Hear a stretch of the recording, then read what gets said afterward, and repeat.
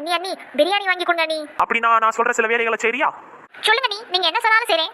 வீடை கூட்டிரு, துணியை கொஞ்சம் துவைச்சிரு, பாத்திரத்தை அப்படியே விளக்கிரு. ஒரு வாய் சோத்துக்காக நான் இவ்வளவு வேலையா பார்க்கணும்? நீ திங்க போறது சோறு இல்ல நாத்து, பிரியாணி. அதுவும் இல்லாம நல்லா வேலையெல்லாம் செஞ்சு களைச்சு போய் அந்த சாப்பாடை சாப்பிட்டோன்னு ஏன் அவ்வளவு டேஸ்டா இருக்கும் நாத்து. ஐ அப்படியா சொல்றீங்க? சரி அதையும் தான் செஞ்சிருவோம். இருங்க நீ வேலையை பார்த்துட்டு வரேன்.